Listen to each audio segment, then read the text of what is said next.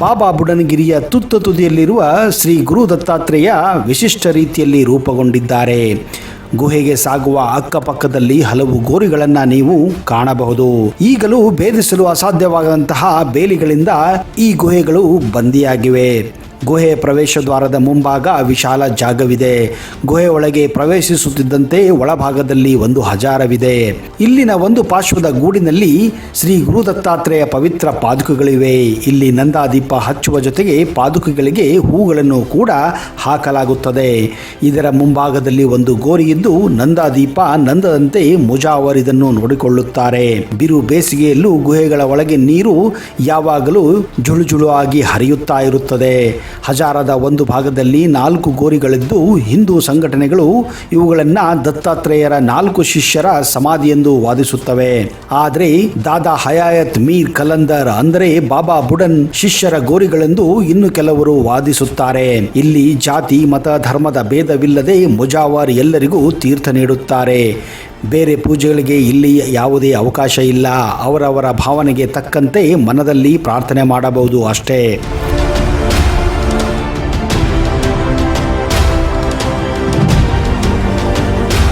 ಗುಹೆ ಎಡಭಾಗದಲ್ಲಿ ಒಂದು ಗದ್ದುಗೆ ಇದೆ. ಅದು ಅನಸೂಯ ದೇವಿ ತಪಸ್ಸು ಮಾಡುತ್ತಿದ್ದ ಸ್ಥಳ ಎಂದು ಪ್ರತೀತಿ ಇದೆ. ಗದ್ದುಗೆಯ ನೇರದಲ್ಲೇ ಮೇಲ್ಭಾಗದಲ್ಲಿ ಒಂದು ರಂಧ್ರವಿದ್ದು ಅದೇ ರಂಧ್ರದಿಂದ ಭಕ್ತರಿಗೆ ಅನಸೂಯ ದೇವಿ ರೊಟ್ಟಿ ಕೊಟ್ಟಿದ್ದಳು ಎಂದು ನಂಬಿಕೆ ಇದೆ. ಗದ್ದುಗೆ ಎಡಭಾಗದಲ್ಲಿ ಗಂಧದ ಮಣ್ಣಿನ ಬಾವಿ ಇದೆ. ಈ ಮಣ್ಣು ಪವಿತ್ರ ಎಂದು ಭಕ್ತರು ತೆಗೆದುಕೊಂಡು ಹೋಗುತ್ತಾರೆ. 17ನೇ ಶತಮಾನದಲ್ಲಿ ಅರಬ್ನಿಂದ ಇಲ್ಲಿಗೆ ಬಂದ ಮಹಮ್ಮದೀಯ ಸಂತ ಬಾಬಾ ಬುಡನ್ ಅರ್ಥಾತ್ ಹಜರತ್ ದಾದಾ ಹಯಾತ್ ಮೀರ್ ಕಲಂದರ್ ಈ ಪ್ರಶಾಂತವಾಗಿದ್ದ ಹಾಗೂ ದತ್ತರ ಪಾದುಕೆಗಳಿದ್ದಂತಹ ಈ ಗುಹೆಯನ್ನು ತನ್ನ ಧ್ಯಾನ ಕೇಂದ್ರವಾಗಿ ಮಾಡಿಕೊಂಡಿದ್ದ ಎಂದು ಇತ್ತೀಚೆಗೆ ನಂಬಲಾಗಿದೆ. ಈ ಹಿನ್ನೆಲೆಯಲ್ಲಿ ಇದನ್ನು ಕೆಲವರು ಬಾಬಾ ಬುಡನ್ಗಿರಿ ಎಂದು ಕರೆಯಲು ಪ್ರಾರಂಭಿಸಿದರು. ಅರಬ್ನಿಂದ ತನ್ನೊಂದಿಗೆ ತಂದಿದ್ದ ಕಾಫಿ ಬೀಜವನ್ನು ಬಾಬಾ ಬುಡನ್ ಈ ಪ್ರದೇಶದಲ್ಲಿ ನೆಟ್ಟು ಬೆಳೆಸಿದ್ದನಂತೆ. ಇದೇ ಕಾರಣ ದಕ್ಷಿಣ ಭಾರತದಲ್ಲಿ ಕಾಫಿ ಬೆಳೆ ಹರಡಿತು ಎಂದು ವಾದಗಳಿದ್ದರೂ ಇದಕ್ಕೂ ಮೊದಲೇ ಭಾರತದಲ್ಲಿ ಕಾಫಿ ಬೆಳೆ ಇತ್ತು ಎಂದು ವಾದವಿದೆ. ಇದನ್ನ ಹಿಂದೆ ಆಯುರ್ವೇದ ಪ್ರಕಾರ ಬೂಂದ್ ಬೀಜ ಎಂದು ಕರೆಯಲಾಗುತ್ತಿತ್ತು. ಕಾಫಿ ಬೀಜವನ್ನ ಒಂದು ಮರಳುಗಾಡಿನಿಂದ ಹೇಗೆ ತರಲು ಸಾಧ್ಯವೆಂದು ಕೆಲವರು ವಾದಿಸುತ್ತಾರೆ. ಬಾಬಾ ಬುಡನ್ ಕಾಲವಾದ ನಂತರ ಅವನ ಅನುಯಾಯಿಗಳು ಗುಹೆಯಲ್ಲಿರುವ ಬಾಬಾ ಬುಡನ್ ದರ್ಗಾ ಎಂಬ ನಂಬಿಕೆಯೊಂದಿಗೆ ಆರಾಧಿಸಿಕೊಂಡು ಬಂದರೆ, ಆದರೆ ಇದು ದತ್ತಾತ್ರೇಯರು ತಪಸ್ಸು ಮಾಡಿದ ಪವಿತ್ರ ಸ್ಥಳ ಎಂದು ಹಿಂದೂಗಳು ಪೂಜಿಸಿಕೊಂಡು ಬರುತ್ತಿದ್ದಾರೆ. ಕೋರ್ಟ್ ಆದೇಶದಂತೆ ಶ್ರೀ ಗುರು ದತ್ತಾತ್ರೇಯ ಬಾಬಾ ಬುಡನ್ ಸ್ವಾಮಿ ದರ್ಗಾದ ವಾಸ್ತುಸ್ಥಿತಿ ಬಗ್ಗೆ ಅಧಿಕಾರಿಗಳು ನೀಡಿದ ವರದಿ ಆಧರಿಸಿ 1975ಕ್ಕಿಂತ ಹಿಂದೆ ಇದ್ದ ಪದ್ಧತಿಯನ್ನೇ ಆಚರಿಸುವಂತೆ ಪೂಜಾ ಪದ್ಧತಿಯನ್ನು 1983ರಲ್ಲಿ ಧಾರ್ಮಿಕ ದತ್ತಿ ಆಯುಕ್ತರು ಕ್ರೋಢೀಕರಿಸಿದ್ದರು.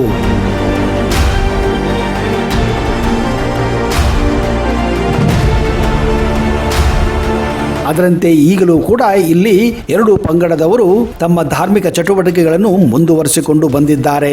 ಶಾಖಾದ್ರಿಯಿಂದ ನೇಮಕಗೊಳ್ಳುವ ಮುಜಾವರ್ ಈ ಗುಹೆಯಲ್ಲಿ ಧಾರ್ಮಿಕ ವಿಧಿವಿಧಾನವನ್ನು ನೆರವೇರಿಸುತ್ತಾರೆ. 2 ಕೋಮಿನ ಜನರಿಗೂ ತೀರ್ಥ ವಿತರಿಸುತ್ತಾರೆ. ದತ್ತ ಪಾದುಕೆಗಳಿಗೆ ಮುಜಾವರ್ ಹೂವಿಟ್ಟು ನಂದಾದೀಪ ಹಚ್ಚುತ್ತಾರೆ. ಗುಹೆಯಲ್ಲಿ ಪಾದುಕೆಗಳಿಗೆ ಗೌರವ ಸಲ್ಲಿಸಲು ಮಠಾಧೀಶರಿಗೂ ಕೂಡ ಅವಕಾಶ ಕಲ್ಪಿಸಿಕೊಡಲಾಗಿದೆ. ಲಂಗರ್ ಖಾನಾದಲ್ಲಿ ತಯಾರಿಸುವ ಪ್ರಸಾದವನ್ನು ಎಲ್ಲರಿಗೂ ಇಲ್ಲಿ ಹಂಚಲಾಗುತ್ತದೆ. ಪ್ರತಿದಿನ ಸಂಜೆ 7ರಿಂದ 8ರವರೆಗೆ ಗುಹೆಯಲ್ಲಿ ಮುಜಾವರ್ ಲೋಬಾನ ಹೊತ್ತಿಸಿ ಧಾರ್ಮಿಕ ವಿಧಿವಿಧಾನ ನೆರವೇರಿಸುತ್ತಾರೆ. ಹಿಂದೂ ದೇವಾಲಯಗಳಂತೆ ಪಾದುಕೆಗಳಿಗೆ ಹೂವು ಹಾಕುವುದು, ನಂದಾದೀಪ ಹೊತ್ತಿಸುವುದು, ತೀರ್ಥ ವಿತರಣೆ, ಮಠಾಧೀಶರಿಗೆ ಗೌರವ ಸಲ್ಲಿಸುವ ಪದ್ಧತಿ ಇಲ್ಲಿ ನಡೆದುಕೊಂಡು ಬಂದಿದೆ. ಪ್ರತಿ ವರ್ಷ ಕಾರ್ತಿಕ ಮಾಸದಂದು ದತ್ತ ಜಯಂತಿಯ ಸಂದರ್ಭದಲ್ಲಿ ರಾಜ್ಯಾದ್ಯಂತ ಸುಮಾರು 1,00,000ಕ್ಕಿಂತಲೂ ಅಧಿಕ ಭಕ್ತರು ಮಾಲೆಯನ್ನು ಧರಿಸಿ ದತ್ತಪೀಠಕ್ಕೆ ಆಗಮಿಸುತ್ತಾರೆ. ಇವರೆಲ್ಲ 9 ದಿನಗಳ ಕಾಲ ವ್ರತಾಚರಣೆಯಲ್ಲಿದ್ದು 10 ಹಾಗೂ 11ನೇ ದಿನ ಬೃಹತ್ ಅನಸೂಯ ಜಯಂತಿ ಶೋಭಾಯಾತ್ರೆ ನಡೆಸುತ್ತಾರೆ. ದತ್ತಗಿರಿಯನ್ನ ಹಿಂದೆ ಬಾಬಾ ಬುಡನ್ಗಿರಿ ಎಂದು ಕರೆಯಲಾಗುತ್ತಿತ್ತು. ಈ ಬೆಟ್ಟ ಭಾರತದ ಪಶ್ಚಿಮ ಘಟ್ಟಗಳ ಚಂದ್ರದ್ರೋಣ ಪರ್ವತ ಶ್ರೇಣಿ ಸಾಲಿನಲ್ಲಿ ಒಂದು ಅದ್ಭುತವಾದಂತಹ ಸುಂದರವಾದಂತಹ ಬೆಟ್ಟವಾಗಿದೆ. ಕರ್ನಾಟಕ ರಾಜ್ಯದ ಚಿಕ್ಕಮಗಳೂರು ಜಿಲ್ಲೆಯಲ್ಲಿ ಸ್ಥಿತವಾದಂತಹ ದತ್ತಗಿರಿ ಹಿಂದೂ ಮತ್ತು ಮುಸ್ಲಿಮರಿಬ್ಬರಿಗೂ ಯಾತ್ರಾ ಸ್ಥಳವಾಗಿ ಪರಿಚಿತವಾಗಿದೆ. ಇದು ಚಿಕ್ಕಮಗಳೂರು ಪಟ್ಟಣದಿಂದ ಉತ್ತರಕ್ಕೆ 33 ಕಿಲೋಮೀಟರ್ ದೂರದಲ್ಲಿದ್ದರೆ ಉತ್ತರ ಕರ್ನಾಟಕದ ಅವಳಿ ನಗರಗಳಾದಂಥ ಹುಬ್ಬಳ್ಳಿ ಧಾರವಾಡದಿಂದ 356 ಕಿಲೋಮೀಟರ್ ದೂರದಲ್ಲಿದೆ. ಹಾಗೆಯೇ ರಾಜ್ಯದ ರಾಜಧಾನಿ ಬೆಂಗಳೂರಿನಿಂದ ಸುಮಾರು 275 ಕಿಲೋಮೀಟರ್ ದೂರದಲ್ಲಿದೆ.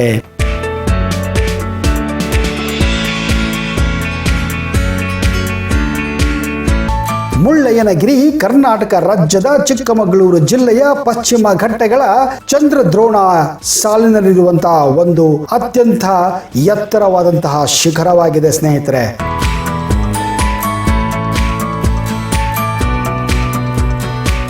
ಹೆಸರೇ ಹೇಳುವಂತೆ ಮುಳ್ಳಯ್ಯನಗಿರಿ ಬೆಟ್ಟ ರಾಜ್ಯದಲ್ಲೇ ಅತಿ ಎತ್ತರದ ಶಿಖರ ಎಂದು ಖ್ಯಾತಿಯನ್ನು ಪಡೆದಿದೆ. ಇದು ಸಮುದ್ರ ಮಟ್ಟಕ್ಕಿಂತ ಸುಮಾರು 6330 ಅಡಿಗಳಷ್ಟು ಎತ್ತರದಲ್ಲಿದೆ. ಆದ್ದರಿಂದಲೇ ಇದು ಚಾರಣಿಗರಿಗೆ ಸ್ವರ್ಗ ಎಂದೇ ಸಾಬೀತು ಆಗಿ ಹೋಗಿದೆ. ಬೆಟ್ಟದ ಬುಡದಲ್ಲಿ ನಿಂತು ನೋಡಿದರೆ ಮೋಡಗಳು ಶಿಖರವನ್ನು ಆವರಿಸಿಕೊಂಡಂತೆ ಅನುಭವವಾಗುತ್ತದೆ. ಒಂದೊಮ್ಮೆ ಬೆಟ್ಟದ ತುದಿ ಕಂಡರೆ ತಕ್ಷಣ ಮಾಯವಾಗುತ್ತದೆ. ಅಂತಹ ಅನುಭವವನ್ನು ನೀವು ಪಡೆಯಲೇಬೇಕು. ಮುಳ್ಳಯ್ಯನಗಿರಿಯ ಇನ್ನೊಂದು ವಿಶೇಷತೆ ಏನೆಂದರೆ ಹಿಮಾಲಯ ಮತ್ತು ನೀಲಗಿರಿ ಬೆಟ್ಟಗಳ ನಡುವಣ ಪ್ರದೇಶದಲ್ಲಿನ ಅತಿ ಎತ್ತರದ ಪರ್ವತವು ಇದಾಗಿದೆ. ಇದು ನಮ್ಮ ಕರ್ನಾಟಕಕ್ಕೆ ಒಂದು ಹೆಮ್ಮೆಯ ವಿಷಯವಾಗಿದೆ ಸ್ನೇಹಿತರೆ. ಈ ಬೆಟ್ಟದ ಮೇಲ್ಭಾಗದಲ್ಲಿ ಮುಳ್ಳಯ್ಯ ಸ್ವಾಮಿಯ ದೇವಾಲಯವಿದೆ, ಅಥವಾ ಇದನ್ನು ಮಠ ಎಂದು ಕೂಡ ಕೆಲವೊಬ್ಬರು ಕರೆಯುತ್ತಾರೆ. ಹಬ್ಬದ ದಿನಗಳಂದು ಇಲ್ಲಿಗೆ ಸಾವಿರಾರು ಭಕ್ತರು ಆಗಮಿಸಿ ದೇವಾಲಯದಲ್ಲಿ ಪೂಜೆ ಸಲ್ಲಿಸುತ್ತಾರೆ. ಹಾಗೆಯೇ ಇದು ಚಾರಣಿಕರಿಗೆ ಸ್ವರ್ಗ ಕೂಡ ಆಗಿದೆ. ಬೆಟ್ಟದ ಮೇಲ್ಭಾಗಕ್ಕೆ ಹೋಗಲು ರಸ್ತೆಯೂ ಇದೆ ಮತ್ತು ಚಾರಣ ಮಾಡಲು ಸರ್ಪದ ಹಾದಿ ಎನ್ನುವ ಮತ್ತೊಂದು ಕಾಲುದಾರಿ ಕೂಡ ಇದೆ. ದೇವಾಲಯದಿಂದ ಸ್ವಲ್ಪ ಕೆಳಗೆ ಹೋದರೆ 2 ನೈಸರ್ಗಿಕ ಗುಹೆಗಳಿವೆ. ಮುಳ್ಳಯ್ಯನಗಿರಿ ಶಿಖರ ಚಿಕ್ಕಮಗಳೂರು ನಗರದಿಂದ 22 ಕಿಲೋಮೀಟರ್ ದೂರದಲ್ಲಿದೆ. ಕಡಿದಾದ ತಿರುವುಗಳಿಂದ ಕೂಡಿದ ಡಾಂಬಾರು ರಸ್ತೆಯಲ್ಲಿ ಮುಳ್ಳಯ್ಯನಗಿರಿ ಬುಡಕ್ಕೆ ನೀವು ಹೋಗಬಹುದು. ಅಲ್ಲಿಂದ ಮುಂದೆ ಕಾಲ್ನಡಿಗೆಯಲ್ಲಿ ನಿಮಗೆ ಹೋಗಬೇಕಾಗುತ್ತದೆ. ಚಿಕ್ಕ ಕಾರು ಹಾಗೂ ಬೈಕು ಬೆಟ್ಟದ ಮೇಲ್ಭಾಗದವರೆಗೂ ಹೋಗಲು ಸಾಧ್ಯ. ಮಿನಿ ಬಸ್ ಅಥವಾ ಬಸ್ ಇತ್ಯಾದಿಗಳಿಗೆ ಕೆಳಗೆ ನಿಲ್ಲಿಸಿ ಮುಂದೆ ನೀವು ಚಾರಣದ ಮೂಲಕವೇ ಬೆಟ್ಟವನ್ನು ಹತ್ತಬೇಕಾಗುತ್ತದೆ. ಮುಳ್ಳಯ್ಯನಗಿರಿ ಬೆಟ್ಟ ಹುಬ್ಬಳ್ಳಿ ಧಾರವಾಡದಿಂದ 317 ಕಿಲೋಮೀಟರ್ ದೂರದಲ್ಲಿದ್ದರೆ ಮಧ್ಯ ಕರ್ನಾಟಕದ ರಾಜಧಾನಿ ದಾವಣಗೆರೆಯಿಂದ 175 ಕಿಲೋಮೀಟರ್ ದೂರದಲ್ಲಿದೆ. ಹಾಗೆಯೇ ರಾಜ್ಯದ ರಾಜಧಾನಿ ಬೆಂಗಳೂರಿನಿಂದ 264 ಕಿಲೋಮೀಟರ್ ದೂರದಲ್ಲಿದೆ ಸ್ನೇಹಿತರೆ. ಮುಳ್ಳಯ್ಯನಗಿರಿಗೆ ಸಾಕಷ್ಟು ಸಂಖ್ಯೆಯ ಖಾಸಗಿ ಹಾಗೂ ಸರ್ಕಾರಿ ಬಸ್ಸುಗಳ ಸೇವೆ ಕೂಡ ಇದೆ. ಚಿಕ್ಕಮಗಳೂರಿನಿಂದ ಬಾಡಿಗೆ ಟ್ಯಾಕ್ಸಿ ವ್ಯವಸ್ಥೆ ಕೂಡ ನಿಮಗೆ ಸಿಗುತ್ತದೆ. ಇನ್ನು ನಿಮಗೆ ತಂಗಲು ಮುಳ್ಳಯ್ಯನಗಿರಿ ಸುತ್ತಮುತ್ತ ಹಲವಾರು ಹೋಮ್ ಸ್ಟೇಗಳು, ರಿಸಾರ್ಟ್ಗಳು, ಹೋಟೆಲ್ಗಳು ನಿಮಗೆ ಸಿಕ್ಕೇ ಸಿಗುತ್ತವೆ.